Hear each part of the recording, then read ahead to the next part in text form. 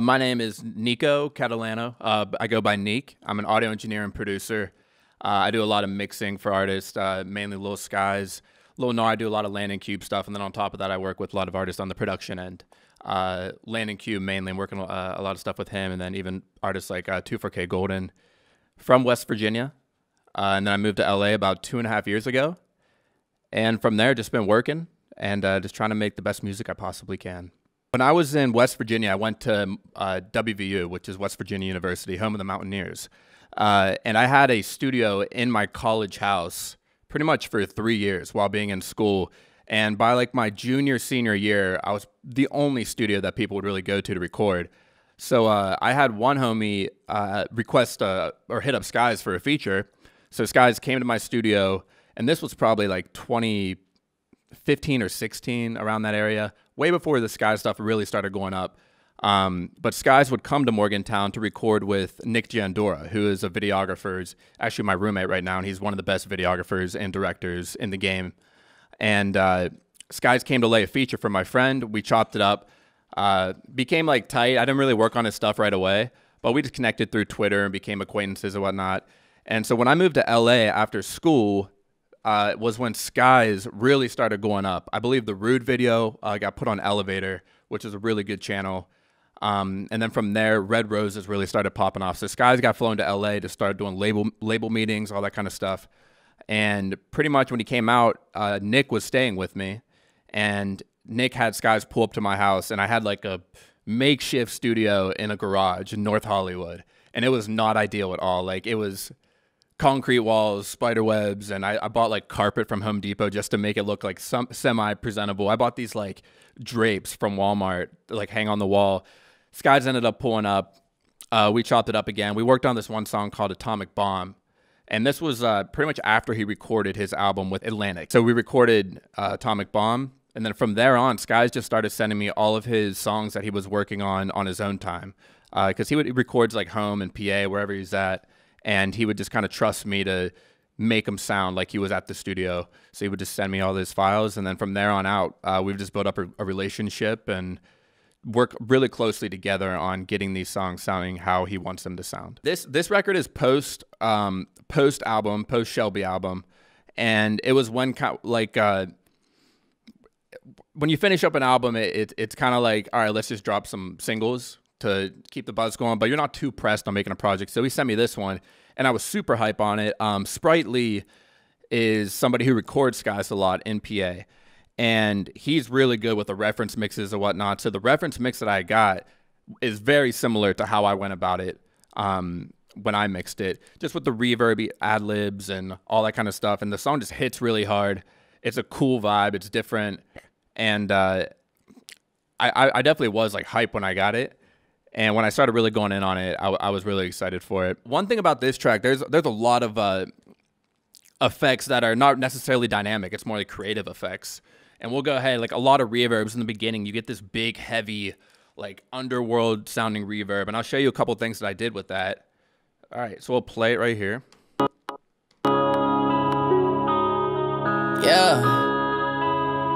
Rolling up and hit this place.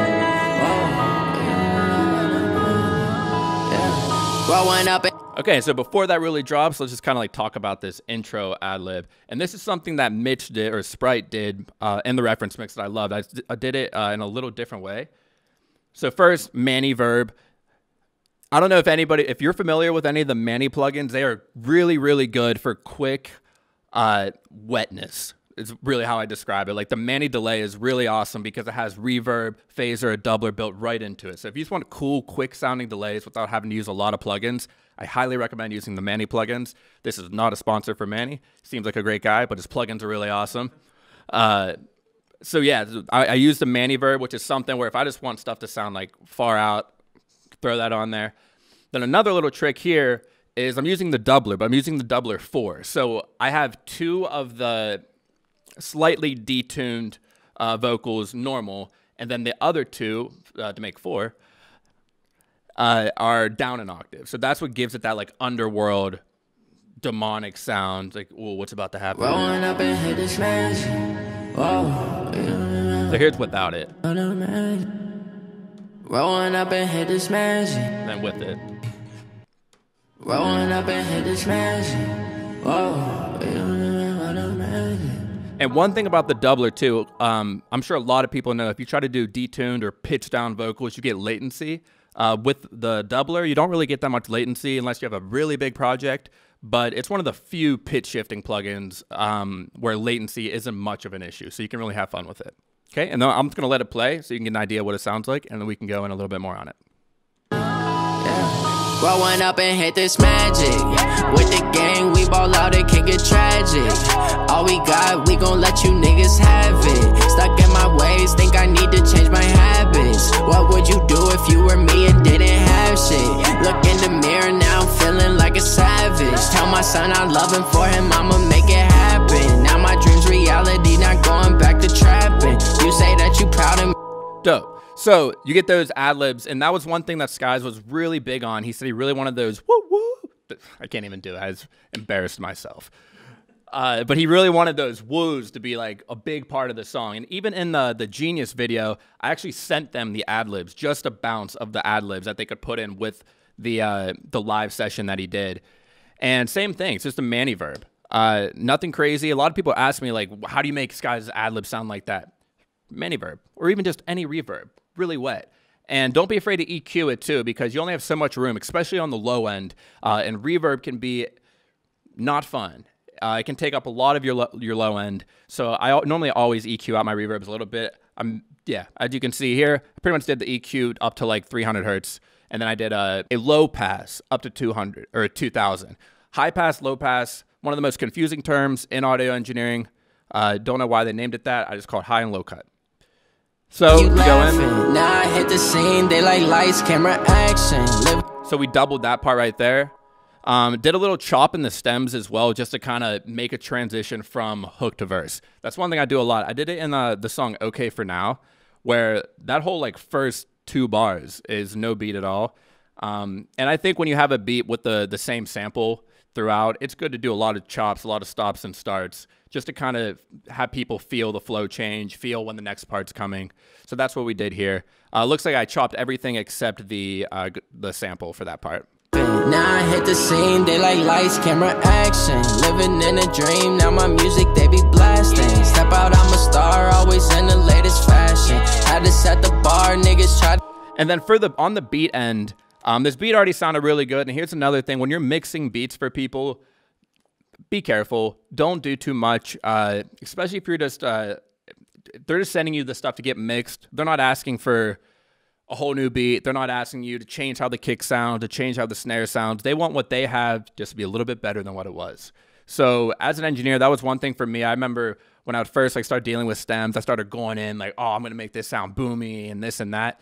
At the end of the day, you're just giving them back something that they didn't send you to begin with. So be very careful on how you go about mixing beats. Leveling, EQ filters, and maybe slight enhancements throughout will keep you in the game for a long time. People will trust you. They know you're not going to go overkill with their stuff. So even on here, I simply put R bass on the 808 to kind of give it a little bit more. God, we gon' let you niggas have it. Stuck in my ways, think I need to change my habits. What would you do if you were me? A little EQ on the 808 as well. Took out a little bit of the highs. 808s are one thing that I know it's like one of the biggest questions in mixing. Like, how do you mix your kick in 808? And the most obvious answer, and I'm sure you've seen it before, is have a good sounding kick, have a good sounding 808, which is true. And the other thing really is leveling and just acknowledging the fact that most 808s are just big monster creatures of the underworld. And no matter what you do, they're going to pretty much dominate anything in that area. So it's really important to find a kick that sounds not as subby or doesn't really match with the 808. Let the 808 be the dominant force, and then finesse your kick to kind of work with the 808. And this one, I simply just did a leveling 808, leveling with the 808, nothing crazy, because the reference mix was already really loud. It was already hitting pretty hard. And the last thing you want to do is send an artist back a song that doesn't hit as hard. So be very careful on how you mix your 808s and beats. Now, with little stuff like your percussions, your little, if you have a little perk sound, extra hi-hat rolls, stuff like that, you can pan those. Like, it's cool to have a little bit of stereo field. And I even think in this right here, let me make these tracks a little bit bigger. Yeah, so I have like this open hi-hat panned a little bit to the right. The other hi-hat panned a little bit to the left. Boom, boom. And that just kind of adds like a little bit of stereo depth. Like a savage, tell my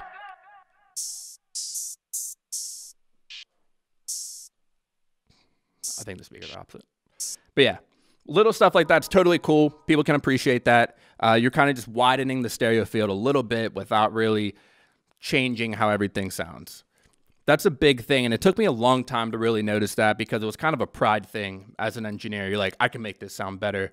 And you have to understand it's subjective. There really is no better. Your job as an engineer is to give the artist exactly what they want. Give them the best version of what they've given you. So keep that in mind. Don't overthink anything. Level is very important. Cool. So that's about it for the beat. Leveling, panning, all that kind of stuff. It looks like I put a little Echo Boy on the guitar. we ball out it. And that's just kind of just widen it a little wider, which is straight. Bass, drums, always try to keep that stuff in the middle, and then feel free to play around with the other stuff when it comes to sound field. All right, great. So let's go into the lead vocal. I'm using Autotune Pro, which is really dope. A lot of times with hip-hop, I normally use EFX because a lot of artists like the sound of EFX, but Skies uses Autotune Pro, so that's what we're going to use. No real crazy settings, low male.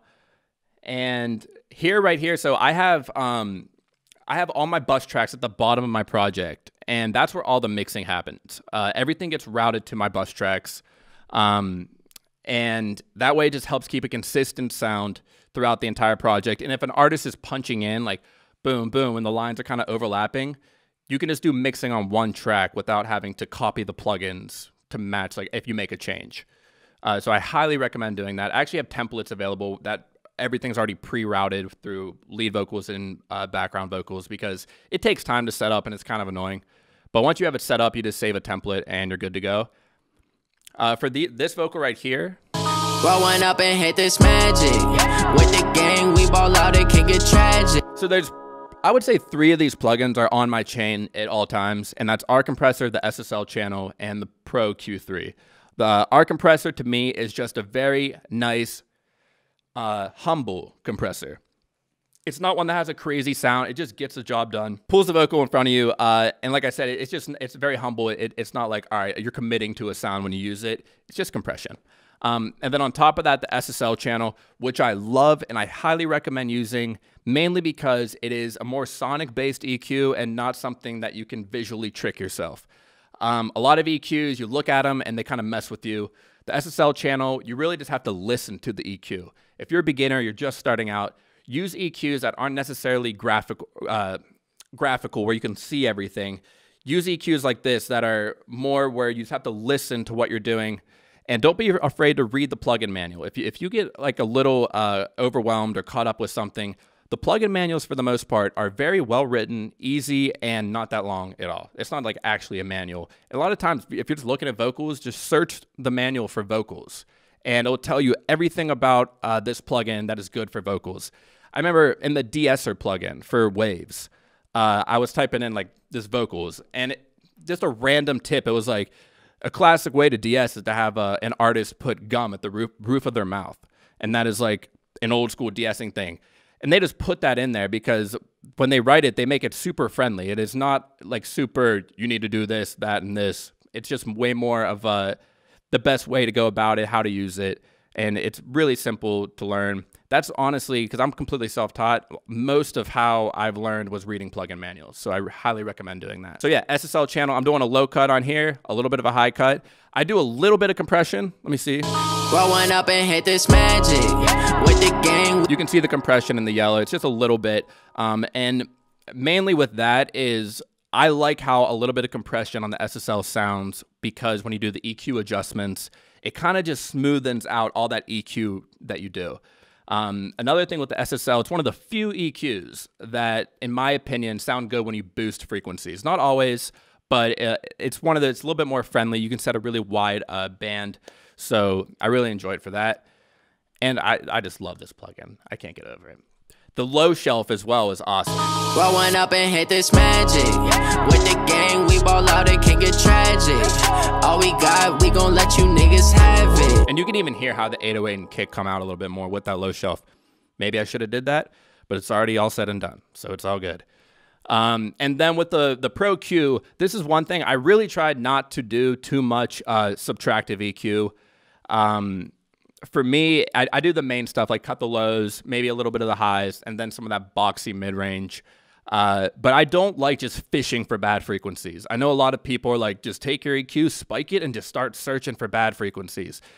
You don't need to do that. Like, you don't need to just go out of your way to find bad in something. Like, just look for the good in everything.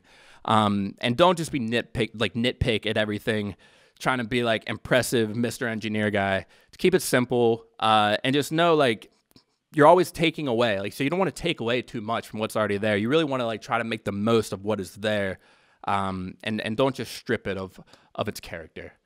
And then on top of that, I have the TubeTech compressor, which is one of my favorite pieces of hardware and favorite software plugins as well. I still don't own one of these, but I love using them. Great sounding compressor. And this is the point in the chain where I kind of make a decision, where I have my R compressor, the SSL, and then I'm doing a little bit of subtractive EQ. You should have your vocals sounding pretty good at that point. And once you get past those like 3 plugins, I rarely go back to them. I normally dial in those first 3 plugins, leave them where they're at, and then from there, it's like more of a coloring game, where I'll find a compressor that I like, I'll find an EQ that sounds good, and just kind of start having a little bit of fun. But you have that foundation of those initial plugins, where you have just like a solid piece of compression, good EQ, and now it's just fun. It's just color it, whatever shade of blue you want to color it. Then we got the RVox, which is just another classic compressor. A lot of engineers don't like this compressor. I like it. I think it sounds pretty good. And then, of course, the almighty Slate Digital. I swear I was one of the first people to get these plugins because I was so hype on them. But I got them when I was in college, and I really, really love them. The Distressor plugin, the compressor, is great. This little, the VCC channel just emulates a hardware board, I believe. And it's cool. To be honest, I just put it on there, but I really don't think it does like a lot. So you can probably take that off. And then this custom series EQ, I like it a lot. Anytime you see an EQ with only a handful of frequencies to adjust, like, for example, this is 4, 6, and 8, 400, 600, 800. That probably means something. That probably means that there's really thought out frequencies to whether boost or cut. So I do like EQs like that a lot, because it kind of just makes the whole decision-making process a little easier. And another thing with the Slate plugins that I really love with their compressors is they all have a mix knob. So you don't have to do a whole 100% with the compressor. You can just use a little bit of that distressor, because as you can see, I'm using a lot of compression in a lot of different ways. But none of the compressors are really dominating each other. Everybody's kind of like doing a little bit on their end to kind of help the sound. Growing up and hit this magic. With the gang, we ball out, it can get tragic. And then you can hear how the distressor kind of just brings that vocal a little bit more forward. And then finally, de-esser. And I keep it very simple. I just put on the Waves basic de-esser and just try to get it at the S's. So let's see if I did that. Growing up and hit this magic. With the gang, we ball out, it can get tragic. All we got, we gon' let you niggas have it. Perfect. Hitting on the S's, the T's.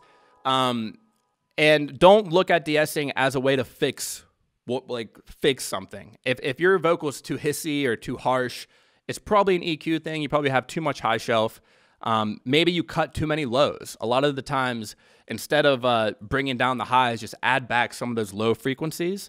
And that will take away a lot of the harshness, because a lot of the time the S's are only loud because they're the loudest frequency you have. So try bringing back some of those lows and those mid frequencies to kind of fill up the vocal, so it's just not all high frequencies.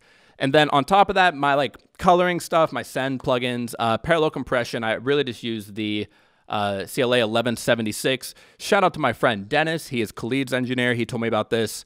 I switch it to the Bluey setting and just have it hit really hard. It's parallel compression, so it's really just an identical monster of your dry vocal. And you really just want to balance that. And another important thing to know when you're doing parallel compression, keep your send volume at 100%. As you can see on here, I keep it at 0. So that way the full signal is getting sent to the compressor no matter what. Now let me show you what happens if you don't do that. So say you just want a little bit of parallel compression. In your mind, you think just turning down your send is going to do that. But what really is going to happen, it's just going to turn down the amount of compression happening. Growing up and hit this magic. With the gang, we ball out, it can get tragic. All we got, we gon' let you niggas have it. Stuck in my ways. The needle starts to go way back up because it's not getting any signal to that compressor. But when you turn it back up, then the needle's just up and hit this magic. With the gang, we ball out, it can get tragic. The needle just sits down there, which is what parallel compression is. Like I said, it's just an identical monster. I saw this something on YouTube or the internet or whatever the wonderful place it may be. But they said back in the day they would have two faders. They would have their lead vocal fader and they'd have their parallel compression fader. And they would just kind of turn the parallel all the way down and just bring it up a little bit until they get that amount of beef that they want. So that's why on my parallel compression send, I have the actual volume knob turned down, or not the volume fader on the send turned down. Keep the send on the on your lead bus at 0, but the actual aux track of the parallel compression, turn the fader of that up and down. Doubler, just simply a doubler, kind of widens your vocal a little bit. And then effects is like if I want to put a little bit of flanger to kind of mess with the phase of the signal. And then color is just an exciter to kind of add a little bit of crispiness to a vocal. I'll go ahead and show you what that sounds like. Step out, I'm a star, always in the latest fashion. I'm going to go ahead and like max it out so you can really hear it. Step out, I'm a star, always in the latest fashion. Had to set the bar, niggas try to catch me lacking. Bank account for my son, he won't have to struggle. You can see it in my eyes, all I do is hustle. And that's what the exciter, it's just the Aphex Waves exciter. And I really like it. I think it kind of helps just kind of cut the vocal a little bit through the mix. And then even on my bus sends and whatnot, this is a Dave Pensado trick, but for my reverbs, my delays, I use the MV2 compressor, which is a really cool compressor. It literally is just like compress lows, compress highs, and then you adjust your output. But when you put that on your reverbs and your delays and your sends, that actually makes it makes those aux tracks just a little heavier, a little thicker, which is great. We got a quality rip going right now. All right, so one other thing I want to talk about real quick is another good reason to have your bus tracks, have everything going to a bus track is say you have a hook and a verse and you want to mix that hook. Mix your hook first, get it sounding really good, and then all you have to do is duplicate that track, and then now your verse is going to sound just as good as your hook, and you can just tweak it a little bit. Maybe you want less reverb on the verse, a little bit different EQ, a little drier. But it just gives you a quick starting point. And then even if you have background vocals, take that same setting, the same plugin settings, duplicate them, route it to your backgrounds. Now all your backgrounds sound really well mixed as well. And then for me with backgrounds, you want to de-ess them a lot, take out some lows, maybe boost some highs. But de-ess them like a lot. Like you don't want multiple S's. And on top of that, take out the breathing of the background vocals. If you're layering and you're stacking, you don't want to have 8 different breaths like happening. So just take out the breathing, de-ess them a lot, and then maybe 6 to 7 dB down in volume. But there is no right and wrong when it comes to that. And then finally, I'll talk about like a mastering chain that I use. And to be honest, I don't necessarily use this mastering chain a lot. And I try to like be very, very careful with my mastering because we need to respect mastering engineers and recognize the fact that we are not mastering engineers. We're just mixing engineers putting on a master. And what I do is I use Q8, which is kind of a little bit of EQ adjustment. And this one, I never really use this plugin, but it's the SSL compressor, which is like a master bus compressor. And it's probably hitting very light. Had to set the bar, niggas try to catch me lacking. Very humble settings. We got like a 2-to-1 ratio. And at the most, it's probably compressing 3 dB. Play it safe if you can. The Slate mastering console, I turn off the compressor at the top, just leave the bottom maximizer there, and that normally just adds like a volume. That's really all it is. Pro Tools has a great maximizer plugin as well. You can use that if you really want. Now this is where a little bit of that extra sauce comes in, but this is T-Rax. Skies likes his songs to be super loud and to hit super hard. T-Rax is really good for that. There's a super loud preset that I like where I turn off the EQ and the compressor. I only turned off the compressor on this song because I was using the SSL compressor. So I was using the this clipper here and this brick wall limiter, both really dope. And then finally an L2 where I try to just give it a little bit of extra love without really pumping the kick, keeping the volume loud throughout the entire thing, even when it all drops. If you have the L2 set too much, when the song kind of comes down a little bit, where it's just a guitar and like it's about to hit, that hit that happens is not going to be as hard because it's going to be ducked like really hard. So you want to make sure that your hits are not getting ducked too much, and you'll see that with the attenuation knob. Passion, had to set the bar, niggas try to catch me lacking. Bank account for my son, he won't have to struggle. You can see it in my eyes, all I do is hustle. They tried to knock me off. So yeah, I kept it super humble, super modest with that because when you do it a little bit too much, you start to get that distortion. This might even be distorting a little bit, but it's really loud. And that's one thing that's really important, especially when people are listening to a lot of things off phones and whatnot. Volume is one of the easiest things for the average listener to pick up on. They don't care about compression, EQ. If it's just not as loud, or if the vocal is not loud on top of the beat, even the average listener can know that. Then the other 30% is stuff that producers and engineers just like to nitpick at. But there are a lot of huge songs that are loud, not the best mix in the world, but no one really cares. And I'm going to be the first one to tell you that. Someone that lives for this stuff. So volume is really important. And even distortion, people can hear distortion too. So you want to be a little bit careful with that.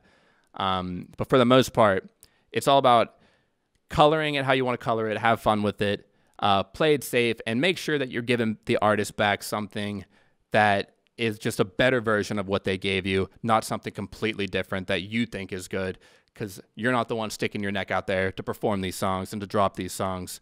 You need to make sure that the artist is super comfortable with everything that they're performing, they're promoting, and they gave you something that they were willing to finish, so finish it for them. I would say the radio's cool. The radio is really cool, but I've been fortunate to see these songs played live, and that is a really surreal moment, especially when there was one time I remember Landon was doing a song that I mastered for him. Well, I mixed and mastered it for him, and I just remember seeing the monitor shaking because the song was really hitting, and the speakers were going crazy, and I was like, whoa, this is amazing. And then on top of that, you have people just screaming the words, and most engineers can relate to this. When you mix a song, when you're done with it, you know every word, every ad lib. So to see all these other people that know all the words, it's a really cool coming together moment for me. Yeah, that's a really good question, and there really is no stopping point because, like you said, it kind of can go on for infinity. So to me, it is. I always A/B with the reference track, and if I'm pretty sure that this is everything the reference isn't, is when I'm good to go. But that is a hard thing to do. But yeah, it's really about just making sure you're sending back a better version of their reference. And one thing too, when you're listening to stuff, don't just listen to the vocals, oh, the vocals sound way better. Listen to the kick, the 808, make sure it's hitting as hard. Because there have been times where I didn't really A/B my reference that much, and I send it back yo, it doesn't hit as hard. I'm like, what do you mean it doesn't hit as hard? So I actually go in a car, in my studio, and listen for myself. I'm like, wow, they're right. The vocals don't sound as clean, but it really doesn't hit as hard. So you just want to make sure that you're giving them that same amount of punch or a little bit more. An easy way to start out mixing as a producer would to be have good sounds, and don't be afraid to go in on your sound folders and find sounds that you like and have some go-to sounds. And then on top of that, acknowledging the fact of the importance of leveling and panning, and how bass and drum instruments should be in the middle, and then try to play with the stereo field with extra perks or your melodies and stuff like that, because most of mixing is proper leveling, proper panning, and good sound design. Don't overthink it. A lot of it, as a producer especially, when you're mixing, you might be more just looking for a sound rather than fixing things a lot. It's more keep it basic, keep it simple, and it will sound a lot better than most people that think a little bit too much about it. Yeah, so career advice would be, one, working hard is very important, and two, being yourself. Don't change who you are to kind of impress the people that you want to work with, people that you aspire to work with. Be extremely true to yourself, and really focus on working with people that you enjoy being around, people that you enjoy talking to. Even if someone's a big step up for you career-wise, but they don't really treat you that well, or you really don't vibe with them, or you don't really like how they promote their brand, that's not someone you really want to grow and build with. You need to find people that not only do you like their music, but you like them as a person. You believe in them as a person and an artist. Okay, everybody, my name is Neek. Thank you all so much for watching, and thank you to my friends here at Cymatics for letting me join the show. It's an awesome platform. I appreciate you guys taking the time to check this out. Have a wonderful day and continue to make wonderful music.